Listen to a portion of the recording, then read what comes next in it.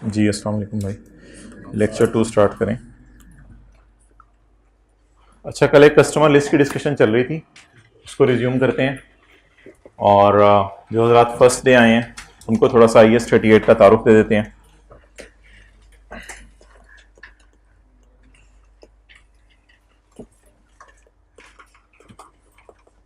IS-38 deals with intangibles. Intangible वो होता है जिसमें 3 खसूसियात पाई जाएं। नंबर 1, आइडेंटिफिएबल, यानी उसकी शनाख्त हो सके। जैसे कंप्यूटर सॉफ्टवेयर है, उसकी शनाख्त हो सकती है कि ये सॉफ्टवेयर है। भाईजान बातें बहुत अटेंटिवली सुना करें। कोई बॉटल है, उसका एक पीछे एक फार्मूला है, तो वो आइडेंटिफिएबल है, पता चल रहा है कि इस फार्मूले से बोतल बन रही है। तो इनटेंजिबल एक ऐसी चीज होती है जिसकी शनाख्त हो सकती है, इसका फिजिकल सब्सटेंस नहीं होता। विदाउट फिजिकल सब्सटेंस यानी आप इंटेंजिबल को टच नहीं कर सकते। आप सॉफ्टवेयर की सीडी को तो टच कर सकते हैं, लेकिन उसके अंदर जो सॉफ्टवेयर है असल में उसकी मैं बात कर रहा हूं, उसको टच नहीं कर सकते। इसी तरह आपके पास फिशिंग का लाइसेंस है। सारी बातें ऐसी हो रही हैं कि एज्यूम किया जा रहा है आपका पहला दिन है। अगर एक फिशिंग का लाइसेंस है आपके पास, तो आप एक स्पेसिफाइड एरिया में जाके मछलियां निकाल सकते हैं। उस कागज के टुकड़े की तो फिजिकल एग्जिस्टेंस है, लेकिन उसके अंदर जो छुपी हुई ताकत है उसकी फिजिकल एग्जिस्टेंस नहीं है। इसलिए इनटेंजिबल्स ऐसी चीजें होती हैं जिनकी फिजिकल एग्जिस्टेंस नहीं होती, जिनको आप टच नहीं कर सकते। और ये नॉन मनी है, नॉन मनी, लेकिन मुश्किल लफ्ज़ है नॉन मॉनेटरी, यानी ये मनी नहीं है, ये पैसे नहीं है। जैसे टेंजिबल्स भी नॉन मनी है। लैंड बिल्डिंग मनी नहीं है, वो लैंड है, बिल्डिंग है, मनी नहीं है, पैसे नहीं है। तो इनटेंजिबल्स भी नॉन मनी है, मनी नहीं है, ये पैसे नहीं है। तो इनटेंजिबल में 3 खासियतें होती हैं। नंबर 1, इसकी शनाख्त हो सके। नंबर 2, इसकी फिजिकल हैसियत नहीं होती। और नंबर 3, हाँ किसी ना किसी तरह आप साबित कर सकते हैं कि इसकी फिजिकल हैसियत है, लेकिन वो असल में चीज मेन नहीं है। जैसे सीडी बैकएंड पे, अब सीडी की फिजिकल हैसियत है, लेकिन उसके अंदर जो सॉफ्टवेयर है उसके आप 10-20 हजार दे रहे हैं। और मनी होता है पैसे। तो intangible is not money, software is not money, fishing licence is not money. Okay, पहली बात ये होगी। दूसरी बात, 2 चीजें हैं जिसको आपने एक्सपेंस में डालना है हमेशा। आप स्टाफ ट्रेनिंग कर रहे हैं एंड एडवर्टाइजमेंट। इनको आपने हमेशा एक्सपेंस में डालना है। स्टाफ को आपने ट्रेन कर दिया और आपने एडवर्टाइजमेंट की। एडवर्टाइजमेंट्स अक्सर लाखों करोड़ों की एडवर्टाइजमेंट्स होती हैं, टीवी के ऊपर ऐड चले करोड़ों रुपया देना पड़ता है, लेकिन इस सारे को आपने किस में डालना है जी? एक्सपेंस में। दूसरी बात नोट कर लें, फिर हम आज की मेन बात शुरू करें। स्टाफ को ट्रेन किया आपने, इस खर्चे को भी एक्सपेंस में डालना है, और आपने एडवर्टाइजमेंट की, इस खर्चे को भी आपने एक्सपेंस में डालना है। लेट मत आया करें जी, जो सेकंड पॉइंट है, मैं उसी की तरफ आने लगा हूं। नीड्स टू बी हाँ पूछो। ये जरा बता दो, समझ नहीं आ रहा। मतलब ये आपने बताया था कि अलग से सेल भी हो सकता है, नहीं भी हो सकता, लेकिन ये जो लाइन है मस्ट अराइज फ्रॉम कॉन्ट्रैक्चुअल और other legal rights regardless of use rights, इसकी समझ नहीं आ रही। ठीक है, अच्छा जी, जल्दी करें।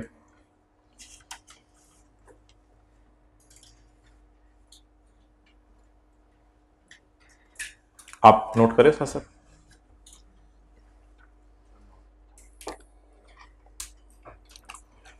अच्छा जी, आइडेंटिफिएबल में 2 चीजें हैं, या ये सेपरेबल हो, या लीगल या लीजिस की तरफ नहीं जा रहा है। कॉन्ट्रेक्चुअल। क्या चीज? लीजिस की तरफ नहीं जा रही है बात। नहीं, उसकी डिस्कशन अलग से करेंगे। इसमें पैसे इकट्ठे दिए जाते हैं, उसमें पैसे आहिस्ते से दिए जाते हैं, ये फर्क है। अच्छा जी, आइडेंटिफिएबल हो, आइडेंटिफिएबल के लिए 2 चीजें पड़ी थी, या वो सेपरेबल हो या वो लीगल या कॉन्ट्रेक्चुअल राइट हो। क्या मतलब? आपने कोई सॉफ्टवेयर खरीदा है और जिससे आपने खरीदा है उसने आगे आपको इजाजत दी है कि आप इसे बेच भी सकते हो। तो इसका मतलब है ये सेपरेबल है। पूरी ऑर्गेनाइजेशन बेचने की जरूरत है या उसमें से आप एक सॉफ्टवेयर भी बेच सकते हैं?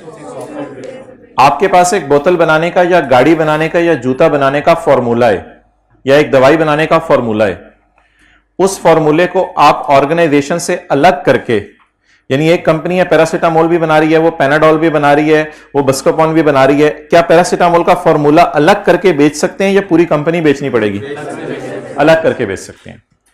कई चीजें होती हैं जिनके बेचने की इजाजत नहीं होती आपको, तो वो फिर सेपरेबल शायद कहना उनको मुश्किल हो, उनको बेचने की इजाजत नहीं होती।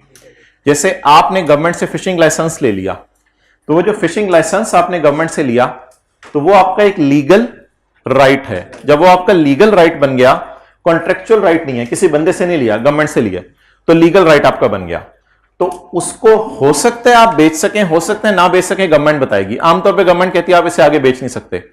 तो अब वो सेपरेबल या बेचेबल या सेलेबल नहीं है, लेकिन क्योंकि एक लीगल राइट है और उसके पीछे एक बहुत बड़ी वैल्यू छुपी हुई है कि हम उससे मछलियां निकालेंगे, तो इस वजह से उसको आइडेंटिफिएबल कहा जाता है। तो आइडेंटिफाई चीज को करने के दो तरीके हैं, या वो ऑर्गेनाइजेशन से सेपरेट हो सके चीज, या सेपरेट ना भी हो सके, बल्कि लीगल या कॉन्ट्रेक्चुअल राइट कोई साइन हुआ हुआ डॉक्यूमेंट हमारे पास है, ये चीज साबित कर देगा कि वो चीज क्या है, बोले इंटेंजिबल।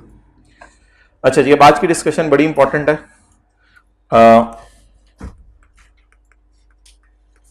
इंटेंजिबल्स जी जी, उसी की तरफ आ रहा हूं। इंटेंजिबल्स परचेज्ड भी हो सकते हैं और इंटरनली जनरेट भी हो सकते हैं।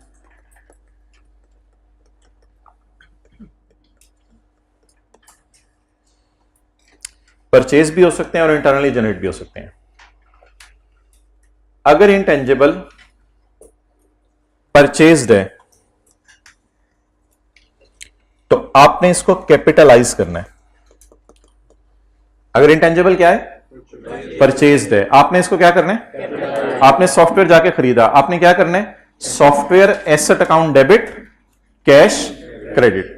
आपने फिशिंग लाइसेंस जाके खरीदा गवर्नमेंट से, तो fishing licence intangible debit and cash credit. Intangible purchase भी हो सकता है, जैसे खाना है, आप बना बनाया भी खरीद सकते हैं खाना और खुद घर में भी बना सकते हैं। क्या इंटेंजिबल घर में बन सकता है? जी बिल्कुल। इंटेंजिबल ऑर्गेनाइजेशन के अंदर इन हाउस भी बन सकता है। Internally generated intangibles, internally generated intangibles, इसमें 5 इंटेंजिबल्स हैं। गुडविल, कस्टमर लिस्ट,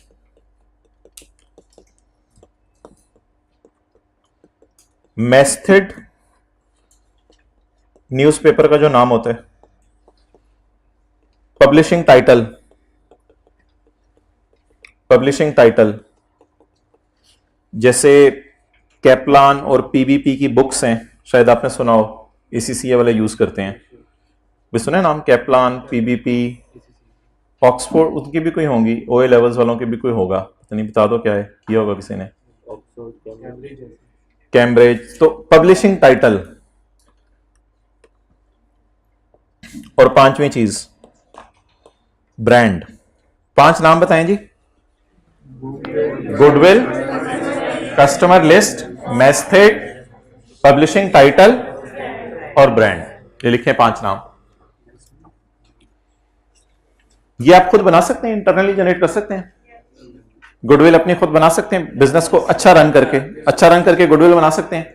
बिजनेस को अच्छा रन करके कस्टमर की लिस्ट डेवलप कर सकते हैं। Method, newspaper title, newspaper title को क्या कहा जाता है, मेथड। जंग अखबार है जैसे उसका नाम है।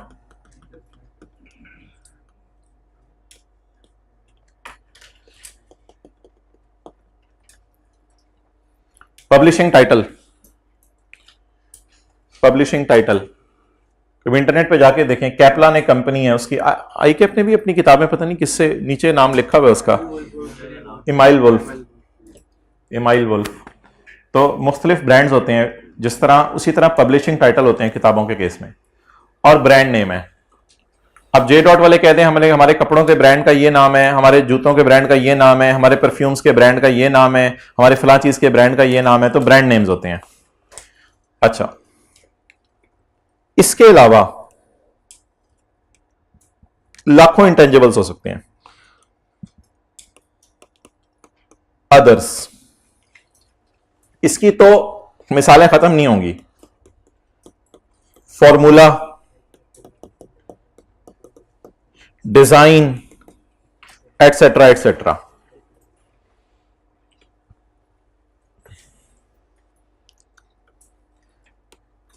स्टैंडर्ड कहता है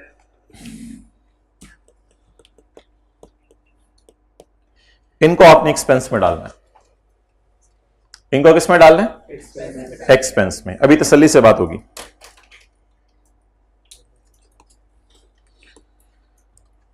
और ये एक ना खत्म होने वाली लिस्ट है, यहां 100 नाम भी आ सकते हैं, इन 5 के अलावा सारे। ये जो सारे हैं, ये सारे के सारे, इनमें आपने 2 फेजेस आइडेंटिफाई करनी है। एक फेज कौन सी? रिसर्च। और दूसरी फेज कौन सी? डेवलपमेंट। इनको आपने रिसर्च और डेवलपमेंट फेज से गुजारना है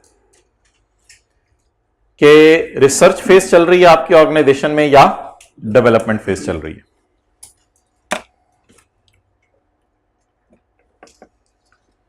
ओके,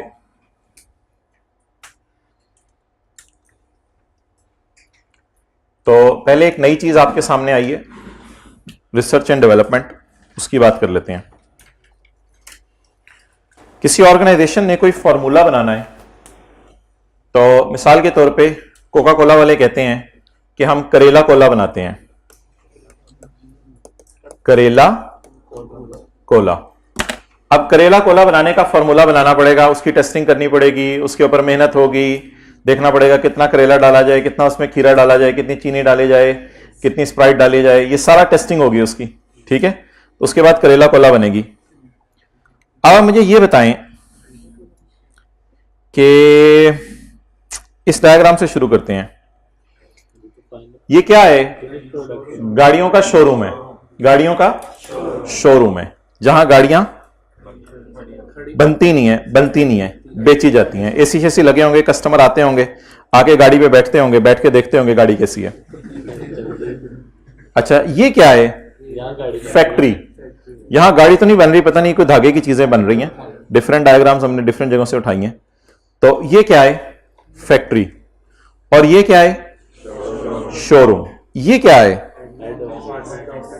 हेड ऑफिस, जहां आप लोग बैठे होंगे, अकाउंट्स, P&L बना रहे होंगे, बैलेंस शीट बना रहे होंगे। क्या आपको फैक्ट्री के अंदर बिठा दिया जाएगा? यहां आपको कुर्सी लगा देते हैं, फैक्ट्री के अंदर बिठा दिया जाएगा। क्या आपको शोरूम में बिठाया जाएगा? शो करें आप, शोरूम में भी नहीं बिठाया जाएगा आपको। आपको कहां बिठाया जाएगा? जहां फाइलें पड़ी होंगी, सेल का लेजर, परचेज का लेजर, फाइलें, चलो जी टी अकाउंट, ये जनरल लेजर, डेबिट क्रेडिट, इन्हीं चक्रों में पड़े रहेंगे। तो ये एक हेड ऑफिस टाइप जगह होगी। अच्छा, ये क्या है?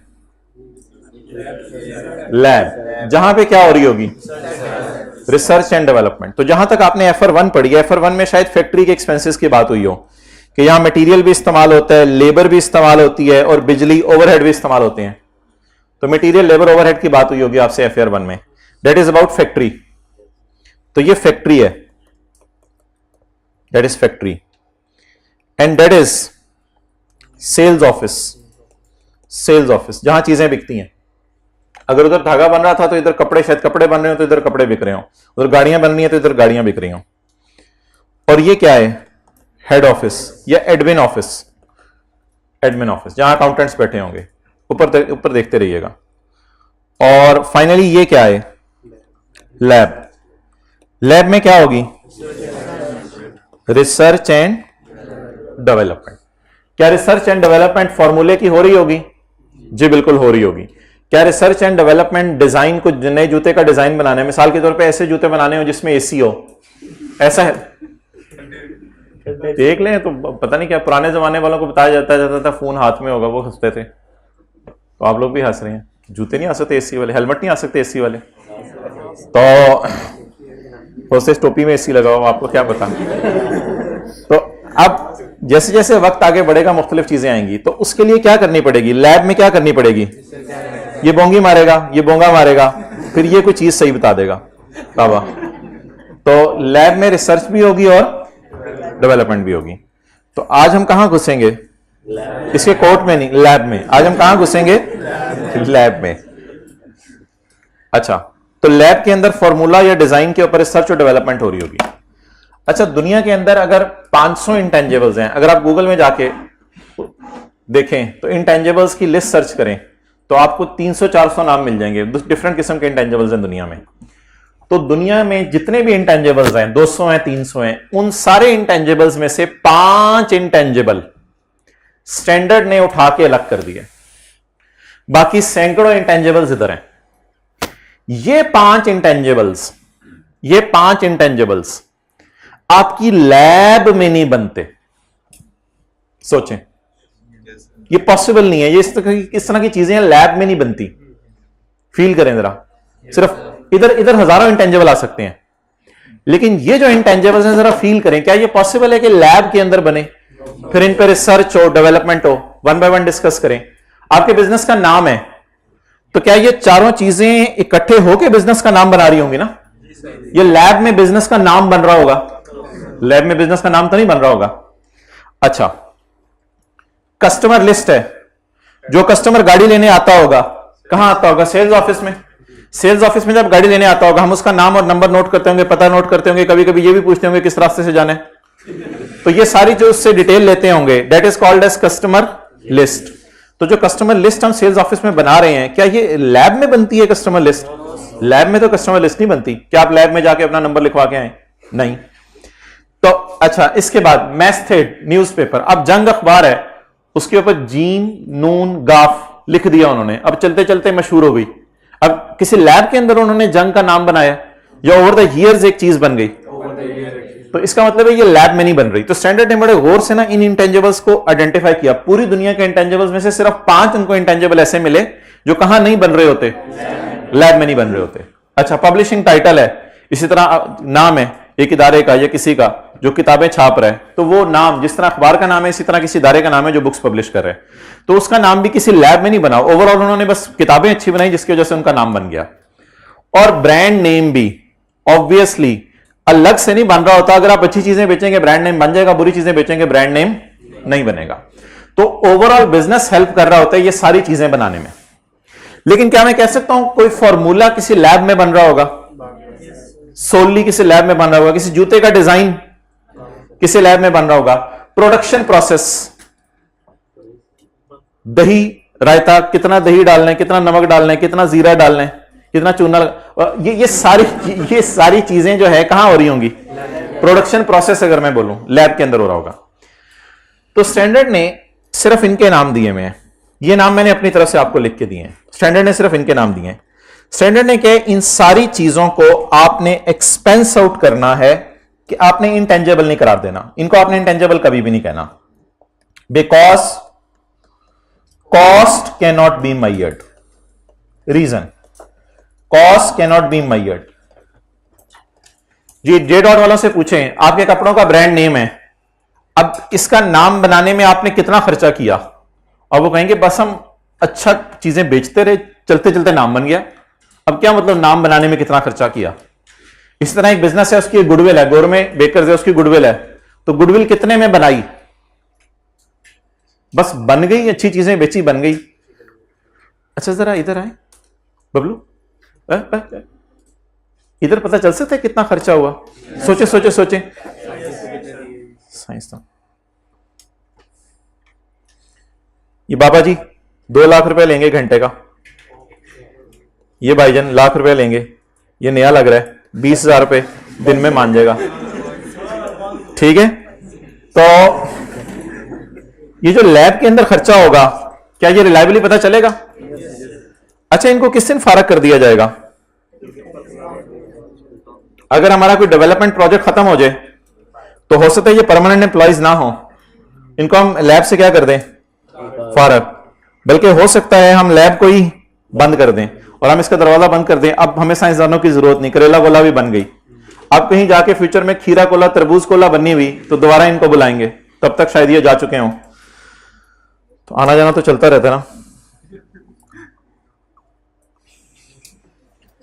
तो अब बता दें जी, इंटरनली जनरेट कौन कौन सी चीजें इंटेंजिबल नहीं है? गुडविल, कस्टमर लिस्ट, सुभान अल्लाह, माशाअल्लाह। आप आज पहले दिन आए हैं, अल्लाह आपका नाम मुबारक करे। अच्छा, फील लाइक दिस, करेला कोला पीने लगे हम। Are you ready? Will you volunteer yourself? Understand English?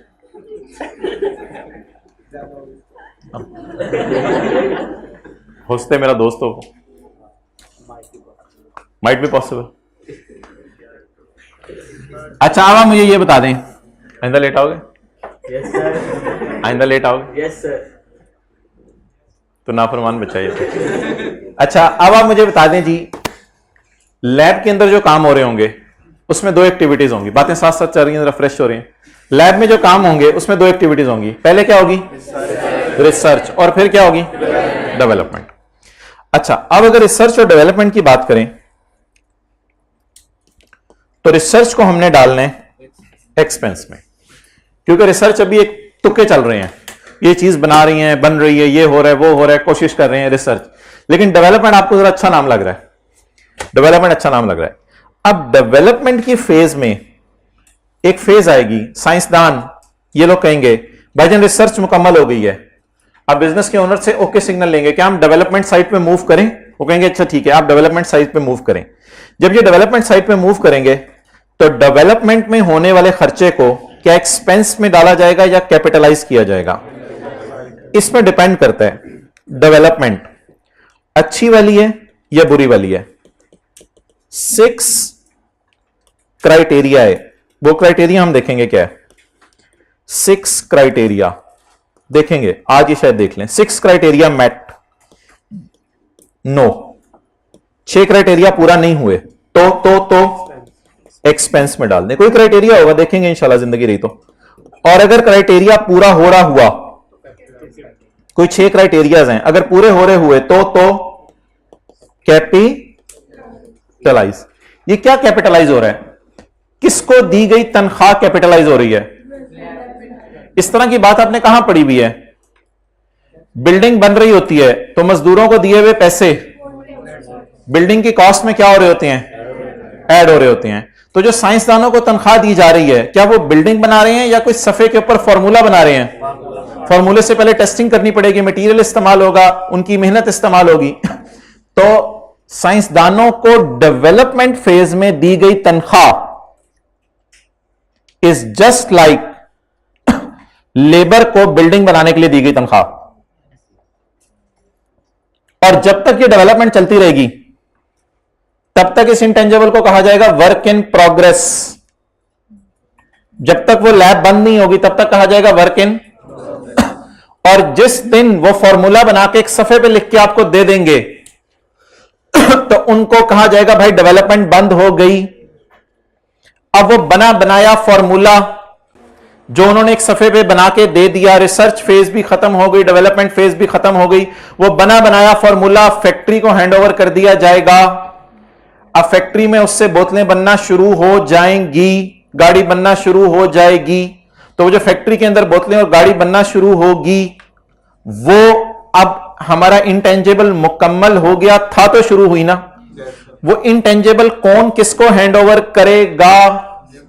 Lab वाले फैक्ट्री वालों को हैंडओवर करेंगे। इंटेंजिबल कोई बड़ी सी चीज होगी जो हैंडओवर करेंगे या नॉलेज ट्रांसफर करेंगे? एक सफे पे लिख के नॉलेज ट्रांसफर कर दिया जाएगा। ये गाड़ियों की कंपनी वाले रिसर्च एंड डेवलपमेंट कितना अच्छा करते हैं? आमतौर पे गाड़ी कितने साल बाद नया मॉडल आ जाता है? 4-5 साल बाद नया मॉडल तो 4-5 साल बाद अगर गाड़ी का नया मॉडल आ जाता है, इसका मतलब है अब जो होंडा सिविक का मॉडल आपको सड़कों पे नजर आ रहा है, तो वो होंडा सिविक तो फैक्ट्री में बन रही है, लेकिन कोई और जो होंडा अब आनी है 2028 में, उस पे काम तो शुरू हो चुका होगा लैब में।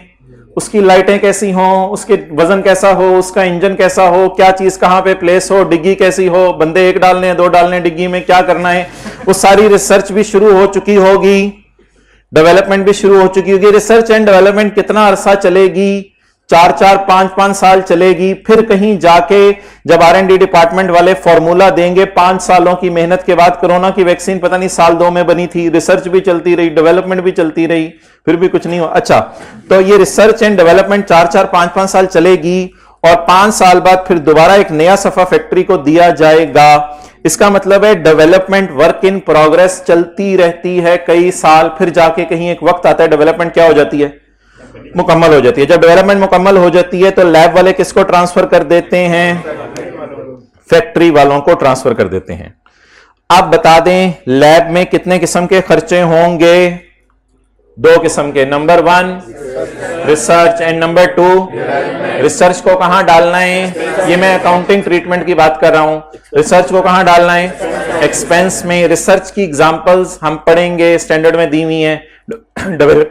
डेवलपमेंट की एग्जांपल्स हम पढ़ेंगे, स्टैंडर्ड में दी हुई हैं। डेवलपमेंट अगर अच्छी वाली है यानी क्राइटेरिया मीट कर रही है तो कैपिटलाइज। अगर डेवलपमेंट बुरी वाली है तो उसको कहां डालना है? एक्सपेंस में। रिसर्च एंड डेवलपमेंट का प्रोजेक्ट फौरन खत्म हो जाता है या कई साल चलता रहता है? जब रिसर्च एंड डेवलपमेंट चल रही होती है तो लैब में साइंसदानों को तनख्वाह दी जा रही होती है और मटेरियल दिया जा रहा होता है और लैब में बिजली इस्तेमाल हो रही होती है। उन सारे लैब के खर्चों को डिपेंड करेगा कि अगर रिसर्च फेज में चले हैं, 2 साल रिसर्च चलती रही, 3 साल डेवलपमेंट चलती रही, 2 साल रिसर्च चली, उसको एक्सपेंस में डाल देंगे, सारे साइंसदानों की तनख्वाह एक्सपेंस में डाल देंगे। 3 साल डेवलपमेंट चली, उसमें पहले साल डेवलपमेंट तो चल रही थी लेकिन कोई मसला था डेवलपमेंट में, डेवलपमेंट के दौरान भी हम परेशान थे, पता नहीं क्या होगा, तो बुरी वाली डेवलपमेंट चल रही थी। उस तीसरे साल के खर्चे को भी एक्सपेंस में डालेंगे। 3 साल साइंसदानों को तनख्वाह देते रहे, सब एक्सपेंस में जाती रही, P&L में। चौथे और 5वें साल जो साइंसदानों को तनख्वाह दी वो अच्छी वाली डेवलपमेंट चल रही है, उसको हम क्या करेंगे? कैपिटलाइज करेंगे। तो 2 सालों की साइंसदानों की तनख्वाह को P&L में डालेंगे या CWIP में डालते रहेंगे? फिर 2 साल बाद जब वो मुकम्मल हो जाएगी, मिसाल के तौर पे पहले साल 2 करोड़ तनख्वाह दी, दूसरे साल 2 करोड़ तनख्वाह दी, यानी आखिरी जो 2 साल है, चौथा और 5वां साल, 2 करोड़ तनख्वाह दी। अब वो 4 करोड़ रुपया उन दोनों सालों के P&L में नजर आएगा या CWIP में नजर आएगा?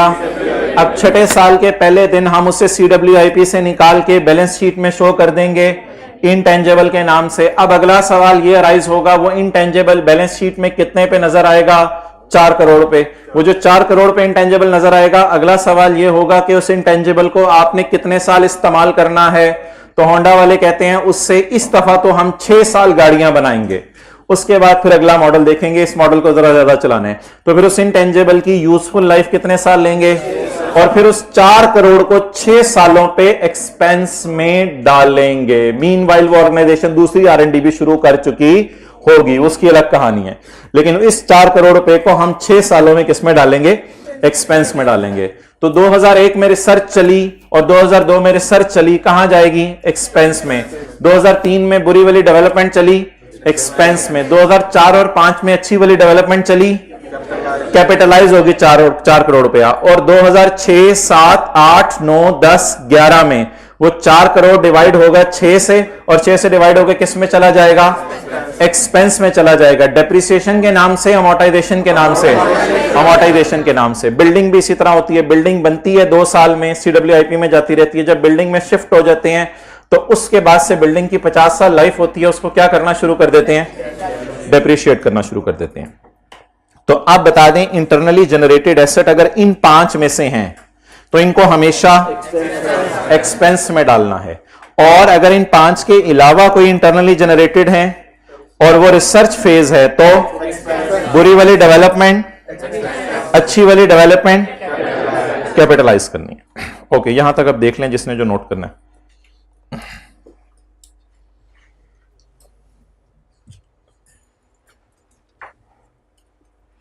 ये वाला थोड़ा एक्सपेंड कर देते हैं, बाकी तो आपने नोट कर ही लिया हुआ है।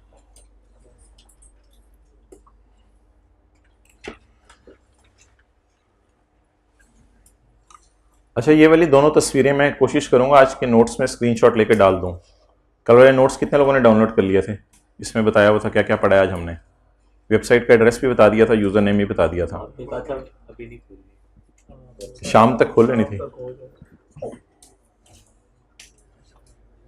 कुछ पता चला आपको अब्दुल्ला क्या करना है R&D का? ओके,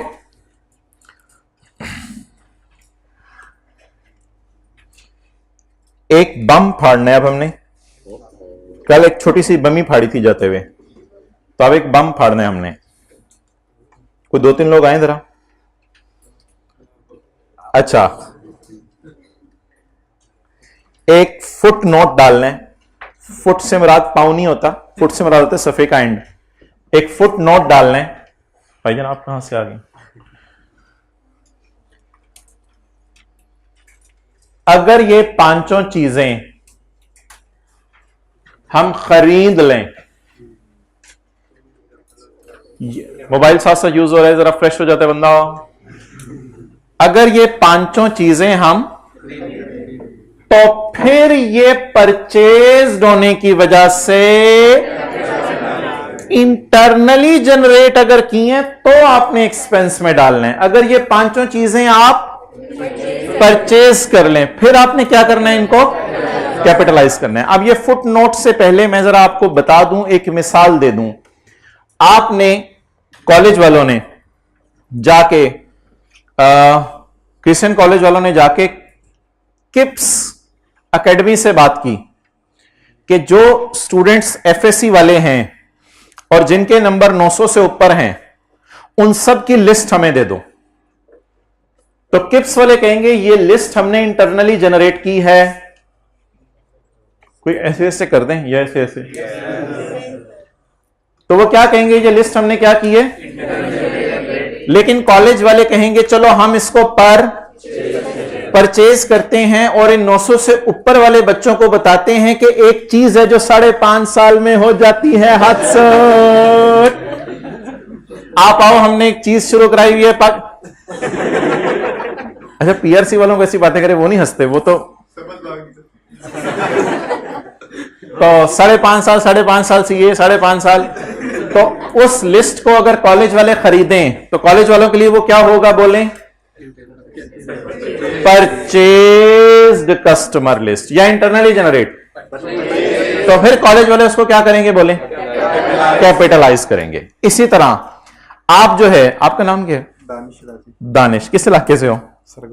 सरगोदा से। दानिश साहब सरगोदा से गए जे डॉट वालों के पास, और जे डॉट वालों से कहा कि आप परफ्यूम का ब्रांड जो है वो मुझे बेचते, परफ्यूम आपके मैं चलाता हूं।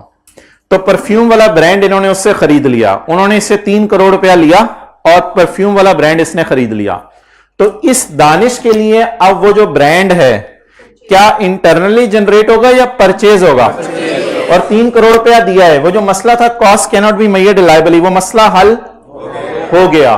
तो इसका मतलब है इनके लिए ये क्या बन जाएगा? बोलें, परचेज। गुडविल को हम पढ़ेंगे कंसोलिडेशन में। गुडविल को कंसोलिडेशन के टॉपिक में पढ़ेंगे, जिसमें हम बात करेंगे एक बिजनेस है, उसके सारे एसेट्स की कीमत 10 लाख है, लेकिन हम नाम की वजह से 12 लाख का खरीद रहे हैं। तो इसमें 2 लाख रुपए एक्स्ट्रा किस चीज के दे रहे हैं? गुडविल के। इसको हम कंसोलिडेशन में पढ़ेंगे, इसलिए इसकी डिस्कशन करने की जरूरत नहीं। इसी तरह जंग अखबार वालों से आपने कहा कि मुझे जंग अकाउंटेंट मैगजीन बनाने दो, जंग अकाउंटेंट मैगजीन या जंग स्पोर्ट्स मैगजीन अलग से बनाने दो। तो आपने जंग वालों का नाम खरीद लिया। तो अब आपके लिए ये क्या बन जाएगा? इंटरनली जनरेटेड मेथड या परचेज मेथड। तो ये पांचों चीजें अगर हम क्या कर लें? परचेज कर लें तो capitalise. If above 5 purchased, then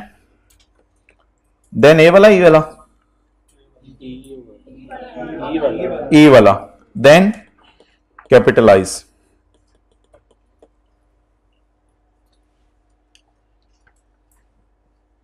तो ये जी आज का बम है जो जाते हुए बमी फाड़ी थी, याद होगा। कस्टमर लिस्ट के बारे में थोड़ा सा लिखवाया था ये जाते हुए। तो ये पांचों चीजें अगर हम क्या कर लें, नहीं परचेज बोला करें ना, अब तो थोड़ा बदल लिया दुनिया। ट्राई करें जरा, हल्का सा थोड़ा सा आर को गायब करने की कोशिश करें, हल्का सा आए भी मेरे ख्याल से। तो अगर हम ये सारी की सारी चीजें क्या कर लें, ट्राई करें, परचेज कर लें, तो ऐसी सूरत में इनको क्या करेंगे, कैपिटलाइज करेंगे। चलो जी, नोट्स बांट दो बस। सब आज रात को या कल सुबह बुक आ जानी है, तो माजरत आगे पीछे सफ़े हैं लगे हुए, पूरे नोट्स इसलिए नहीं दिए जा रहे, फायदा कोई नहीं, फिर बुक आ जानी है तो हाँ, उस क्लास में जाएं, नोट्स बांटे। आप लोग सवाल पढ़ना शुरू करें जिनके पास नोट्स पहुंच गए हैं। पेज नंबर 228 क्वेश्चन 8, पॉज कर दो, पेज 228 क्वेश्चन 8। अच्छा जी,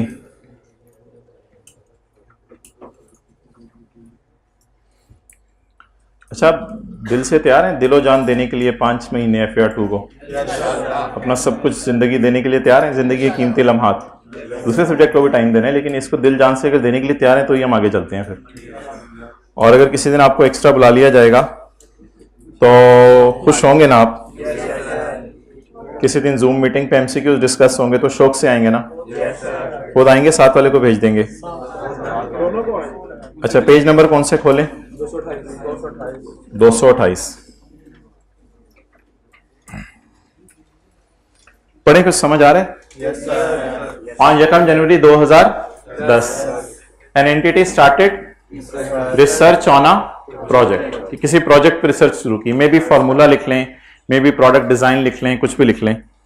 पेज 228 है, on a project to build a formula. यानी कि लैब किस दिन खोल दी, कोट पहना के किस दिन उनको कमरे में डाल दिया, ये कम जनवरी। 1 साल वो क्या करते रहे? नहीं, रात को घर भी जाते होंगे, ज्यादा हो गया, तो 1 साल वो क्या करते रहे? अगले साल के पहले दिन, कितना आइडियल प्रोजेक्ट है, अगले साल के पहले दिन, प्रैक्टिकली तो शायद ऐसा ना होता हो। अगले साल के पहले दिन कौन सी फेज शुरू होगी? लेकिन 6 criteria for recording intangible were only met on, इसका मतलब है जनवरी, फरवरी, मार्च, अप्रैल, मई, जून, जुलाई, अगस्त, सितंबर। वो डेवलपमेंट कौन सी वाली चली? आची वाली, बुरी वाली? आची वाली, बुरी वाली? बुरी वाली। आची वाली कहां से चली? बुरी वाली चली। डेवलपमेंट फेज स्टार्ट हो गई है 1 जनवरी 11 को, but 6 criteria was met on 30 सितंबर। इसका मतलब है बिफोर 30 सितंबर कोई 6 क्राइटेरिया हैं जो इंशाल्लाह आज हम टाइम निकाल के कहीं स्टैंडर्ड में ढूंढेंगे। 6 क्राइटेरिया कोई, तो 6 क्राइटेरिया वो मीट 30 सितंबर तक नहीं कर रहे थे। अगर 30 सितंबर तक वो क्राइटेरिया मीट नहीं कर रहे थे तो किसके बाद करने लग गए मीट? तो इसका मतलब है अक्टूबर, नवंबर, दिसंबर में कौन सी वाली डेवलपमेंट चली होगी? अच्छी वाली। Development was complete on 31/10/2012। 31/10/2012 को डेवलपमेंट क्या हो गई? कंप्लीट हो गई।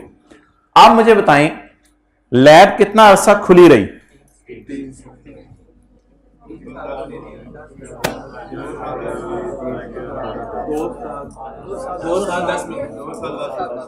Starting point development was complete on, तो डेवलपमेंट कितने महीने, सॉरी रिसर्च एंड डेवलपमेंट कितने साल चलती रही? 2 साल 10 महीने। 2010 में साइंसदानों ने कहा हम रिसर्च कर रहे हैं। 2011 में साइंसदानों ने कहा पहले 9 महीने हम डेवलपमेंट कर रहे थे, लेकिन फिर भी हमें डर था कि डेवलप हो या ना हो। ठीक है, जैसे ही करेला आता था तो एक तो वैसी खुशबू से भाग जाता था, तो पहले 9 महीने तो हमें डर था कि पता नहीं क्या हो। लेकिन जैसे ही सितंबर आया तो उस करेले में कुछ ऐसा जादू आया कि हमें लगा कि अब तो हम जो है करेला कोला क्या, अब तो खीरा कोला भी बना सकते हैं। तो सितंबर के बाद वो कॉन्फिडेंट हो गए, उन्होंने कहा अब हमारा प्रोजेक्ट सही जा रहा है। तो अक्टूबर, नवंबर, दिसंबर 2011 का, और फिर 12 के पहले 10 महीने। तो लैब कितना अरसा खुली रही? 2 साल 10 महीने। अब पेपर में वो ये कहा करेगा कि ये खर्चा है 10 का, ये 11 का, ये 12 का। बच्चे ये समझ लेते हैं कि ये 12 के पूरे साल का खर्चा है। ये कैसे हो सकता है 12 के पूरे साल का खर्चा है? 12 में खर्चा कितने महीने हुआ? सिर्फ 10 महीने। 12 में खर्चा 10 महीने हुआ। ओके, अब आप जी मुझे बता दें 2010 में क्या चला, फिर 11 और फिर 12। 2010, 2011 और 2012।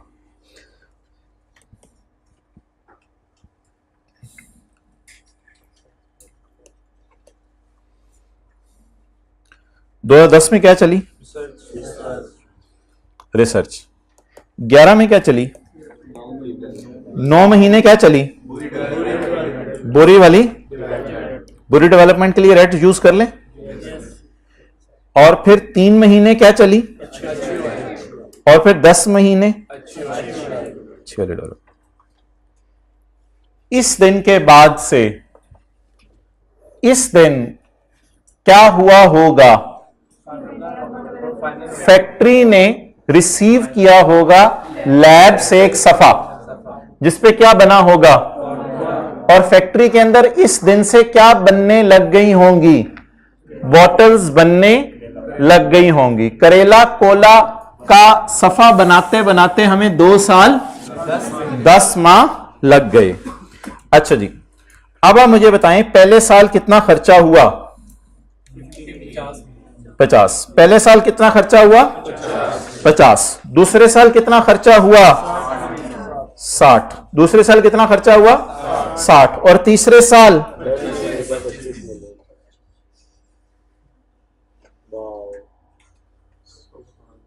क्या बात है। तीसरे साल कितना खर्चा हुआ?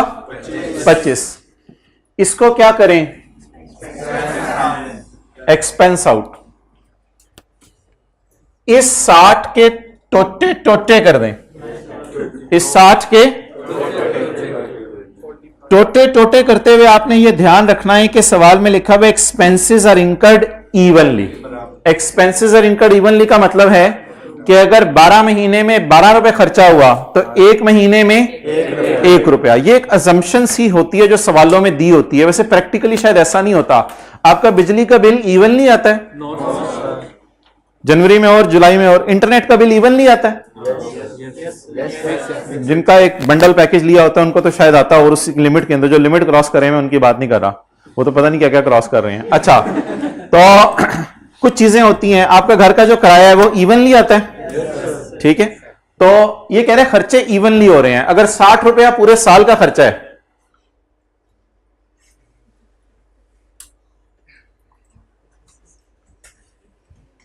अगर 60 रुपया पूरे साल का खर्चा है तो 9/12 करके 9/12 करके बुरी वाली डेवलपमेंट निकल आएगी, और 3/12 करके। अच्छा, इसको कुछ करने की जरूरत है या ऑलरेडी ये सारी ग्रीन फेज है, सारी अच्छी वाली डेवलपमेंट, तो इसको कुछ करने की जरूरत है। अब कुछ बच्चे पता नहीं क्या इसको भी 25 × 10/12 या इस तरह की कोई बोंगी मारते हैं। Please try to understand. 10 महीने में हमने उनको 25 दिए, बस इतनी सी बात है। आप इसको को पोर्शन नहीं करना। Try to understand. जैसे बिल्डिंग बन रही होती है तो मजदूरों ने कहा इससे हम जा रहे हैं, जाओ, बिल्डिंग बन गई तो जाओ। तो 10 महीने उनको 25 दिए हैं। अब इसको कुछ कैलकुलेटर पे पकड़ के कुछ ना कीजिएगा, हो जाएगा फिर कुछ आपको। तो 25 क्या है? 10 महीने साइंसदानों को तनख्वाह दी, शायद 2.5 हर महीने दी हो, तो बस सही साइंसदानों की तनख्वाह है। तो आप बता दें 50 को क्या करेंगे? Expense out. 60 को बुरी वाली डेवलपमेंट। 60 × 9/12 expense out. 60 × 3/12, और 25 को कुछ नहीं करना, बस ये 10 महीनों का खर्चा 25 है। अब आखिरी 2 महीने तो लैब ही बंद है, तो इसलिए खर्चा तो हुआ ही नहीं। आखिरी 2 महीने हुआ ही खर्चा कितने महीने है, और हुआ कितना है 10 महीने में? 25। ये तो पॉसिबल नहीं है कि वो चले जाएं, हम घर उनके तनख्वाहें भेज रहे हैं, भाईजान आपने बड़ा अच्छा काम किया था, ये और कुछ। तो 10 महीने कितना खर्चा हुआ? 25। एंट्री सब कर दें तीनों सालों की। वो तो फिर अगली बात है, अगर आए देगा तो ठीक है। साइंसदान तुमने अमेरिका से मंगवाए हैं। चलें ऐसे करें, बॉल पॉइंट को अपने पास, साथ वाले को टच नहीं करनी, ना छेड़ मलंगा नू।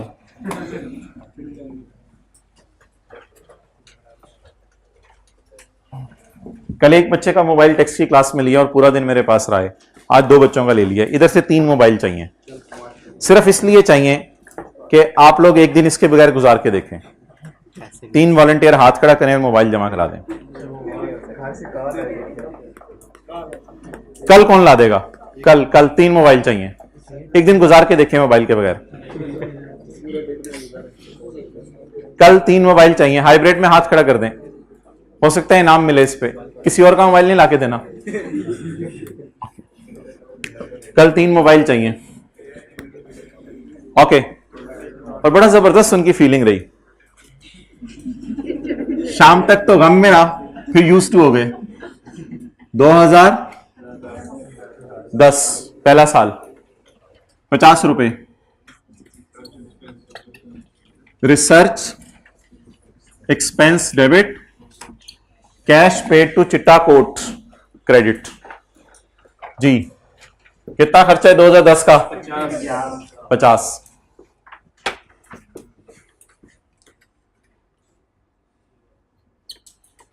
अच्छा भाई, आपने कैमरा यहां से यहां तक रखना है, ओके। चलें जी आगे। 2011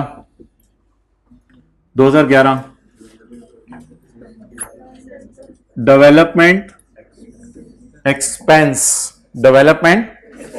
एक्सपेंस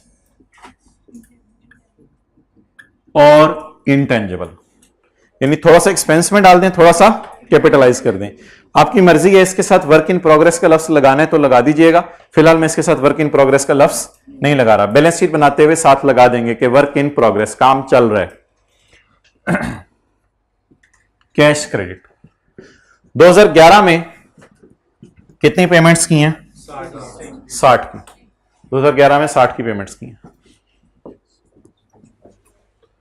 60 की पेमेंट्स हुई हैं।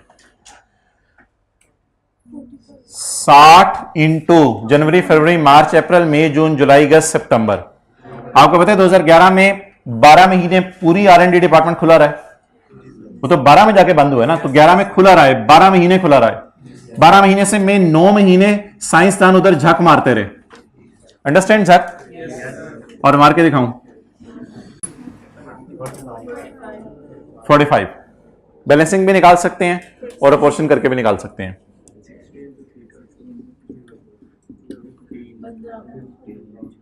15। इसको कैपिटलाइज कर दो, क्लास में ही कर लें कैपिटलाइज, नोट नहीं कर रहे। हाँ एंट्री सेपरेट कर दें दोनों, कोई मसला नहीं। Okay next.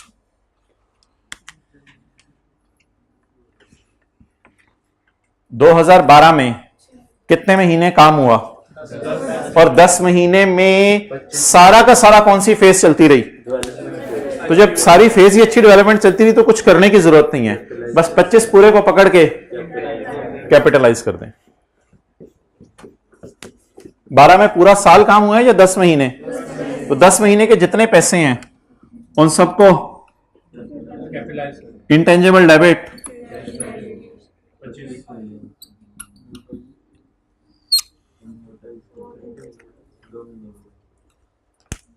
ओके। सो अब आप मुझे बता दें 12 में किस दिन R&D department is closed and the page containing the formula is handed over to production department। भाई आप खड़े हो, मैंने अभी इंग्लिश में क्या कहा है?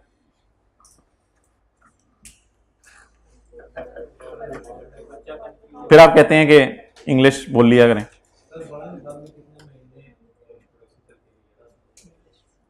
नहीं, उसके बाद भी एक बात मैंने बोली है, आप और कोई बताएं किस दिन R&D डिपार्टमेंट ने। तो इसलिए टीचर अगर कभी क्लास में इंग्लिश बोल रहे हो हल्का सा उनको रोक के कह दिया करें सर उर्दू बोलें। कुछ लोग जो है ना, अगर मल्टी प्रोसेसिंग कर रहे हो, मोबाइल इस्तेमाल कर रहे हो, तो इंग्लिश उनको समझ नहीं आती, उर्दू फिर भी समझ आ जाती है, Yes, sir. तो इसलिए उर्दू बोलना ज्यादा मुनासिब है. So that's why I'm saying that Pakistan वापस आ गए. कि ये वाला जो डेवलपमेंट बंद हो गई तो 2 महीने फैक्ट्री के अंदर क्या हुआ, फैक्ट्री के अंदर प्रोडक्शन हुई. अब हमें एसेट की लाइफ ढूंढनी पड़ेगी अगर कहीं दी हुई है. Life of intangible is 7 years. Intangible की लाइफ कितने साल है? 7 साल. ये कितने साल हमारे साथ रहेगा? 7 साल. ये इस तरह 7 साल हमारे साथ रहेगा. तो इस साल हमने इनटेंजिबल को कितने महीने इस्तेमाल किया? स्काई ब्लू यूज कर लें. तो येलो कलर हमने किसके लिए रखा है? रिसर्च के लिए. और रेड कलर किसके लिए रखा है? बुरी वाली डेवलपमेंट. कोई कलर ब्लाइंड हो तो बता दे, हाथ खड़ा करे. और ग्रीन कलर किसके लिए रखा है? अच्छी वाली डेवलपमेंट के लिए. और स्काई ब्लू अमोर्टाइजेशन के लिए. स्काई ब्लू और ग्रीन के दरमियान ये जो थिन लाइन नजर आ रही है, इस दिन क्या हुआ है? R&D डिपार्टमेंट बंद हो गया और उन्होंने फॉर्मूला किसको हैंड ओवर कर दिया है? फैक्ट्री को हैंड ओवर कर दिया. अब 2 महीने क्या करेंगे? अमोर्टाइज. अब इस सारे को पकड़ के कॉस्ट में डाला है हमने, या हमने 60 का कुछ हिस्सा डाला है और 25 डाला है. तो जो एसेट में डाला है उसी को अमोर्टाइज करेंगे.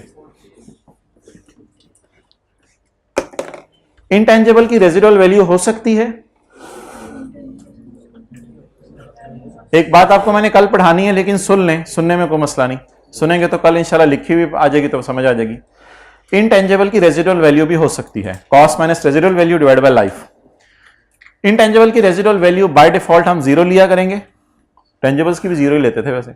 इनटेंजिबल्स की रेजिडुअल वैल्यू बाय डिफॉल्ट 0 लिया करेंगे. कुछ लिखने की जरूरत नहीं, ये कल पढ़ाना है. लेकिन अगर इनटेंजिबल्स किसी मार्केट में बिकते हो, किसी मार्केट में बिकते हो, या कोई थर्ड पार्टी वादा कर दे आके कि मैं तुम्हारे से ले लूंगा, और वो वादा आप लिखवा ले, साइन करवा ले, तो इन 2 सूरतों में से कोई एक सूरत बने तो फिर इनटेंजिबल की रेजिडुअल वैल्यू हम लेंगे. वरना इनटेंजिबल की रेजिडुअल वैल्यू क्या होगी? 0. फर्क बता दें टेंजिबल्स और इनटेंजिबल्स में. इनटेंजिबल्स में क्या ध्यान रखना है? रेजिडुअल वैल्यू कब लेनी है? जब मार्केट हो जिसमें इनटेंजिबल बिकता हो. वैसे कभी किसी मार्केट में गए फॉर्मूला बोतल दा फॉर्मूला, कोक दा फॉर्मूला, तो मार्केट्स में इंटेंजिबल्स मेरा नहीं ख्याल इतने आम बिकते हैं. सॉफ्टवेयर बिकते हैं, फॉर्मूला नहीं बिकते, डिजाइन नहीं बिकते, ये चीजें कम बिकती हैं. बहरहाल अगर मार्केट में बिकती हो तो रेजिडुअल वैल्यू लिया करेंगे हम पेपर में. और नहीं, या बोल दे बल्कि, या कोई थर्ड पार्टी कमिट कर दे. कोई थर्ड पार्टी कमिट कर दे. कोई बंदा आके मुझे कह दे कि ये फॉर्मूला हमें बड़ा पसंद आया है, आप इस्तेमाल करें, इस्तेमाल करने के बाद हम आपसे खरीद लेंगे, और कमिटमेंट साइन हो जाए. तो इन 2 सूरतों में हम इंटेंजिबल की रेजिडुअल वैल्यू लेंगे. वरना इंटेंजिबल की रेजिडुअल वैल्यू 0 होगी. अच्छा जी, बोलें जी. अमोर्टाइजेशन, डेबिट और अकमुलेटेड अमाउंट. ये ऑरेंज की खुशबू आ रही है, चेक करें किसके बैग में है. वो उसके मुंह की तरफ देख रहे हैं. हद होगी यार. अच्छा, कॉस्ट बताए. कॉस्ट 15 जमा 25 इज इक्वल टू 40. लाइफ, जब हम 40 को डिवाइड करेंगे 7 से तो कितने साल की अमोर्टाइजेशन आएगी? 1 साल की. हमें कितने महीने की चाहिए? 2 महीने की. 0.95. 1 लिख दूं 0.95 को? चलें लिख देते हैं. 0.95 को 1 लिख देते हैं. दीवार से टेक मत लगाओ, पांव के सहारे पे खड़े हो. आइंदा करोगे मोबाइल इस्तेमाल? बैठ जाओ. और कुछ?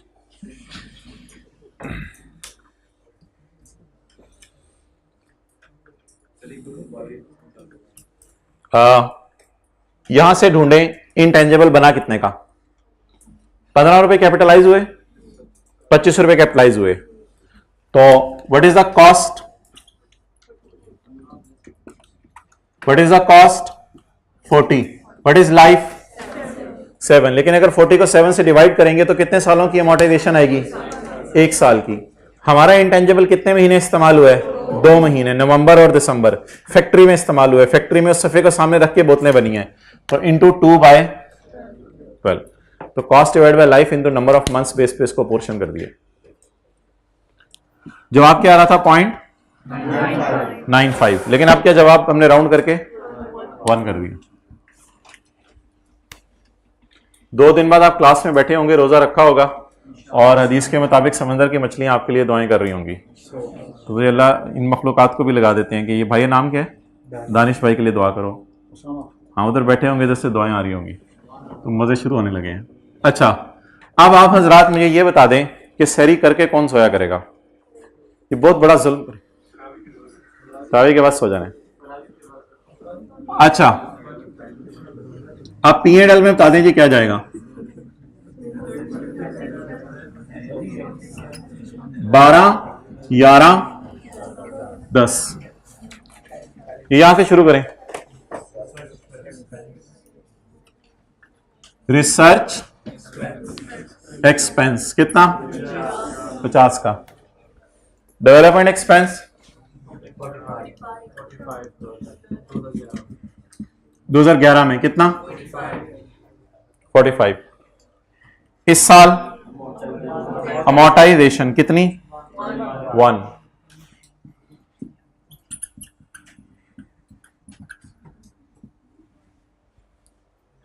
NOTE कर लें।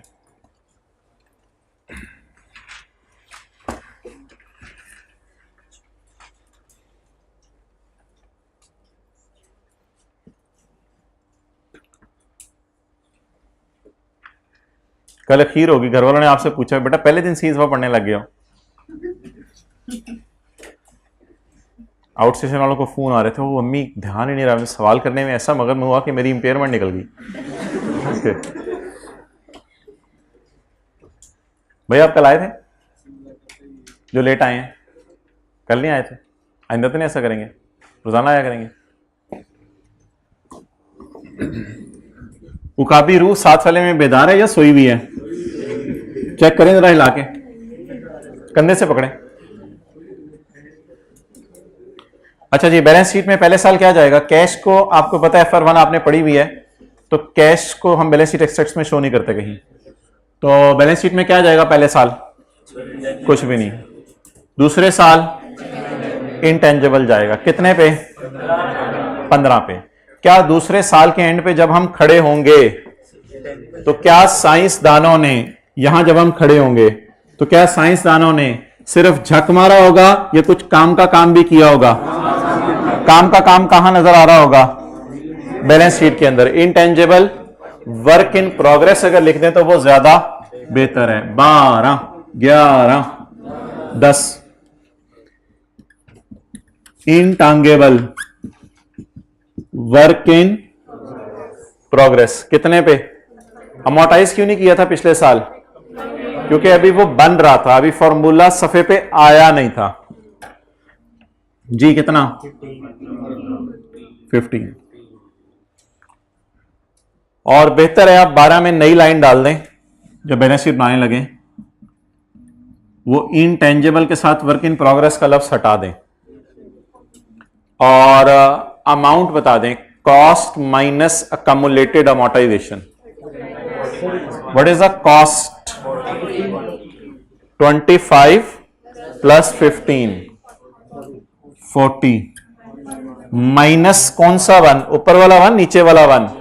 नीचे वाला 1। अकमुलेटेड अमोर्टाइजेशन अकाउंट, असल में ये अकाउंट हिट होता है, accumulated amortization. Cost minus accumulated amortization. So it's very easy to calculate BV. 39.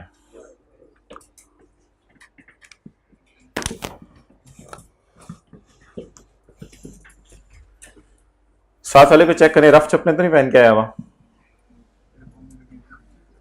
खड़े कर दें इसे, जल्दी जल्दी चेक करें। हाइब्रिड वाले जल्दी जल्दी जल्दी, अपने पाँव ना छुपाएं।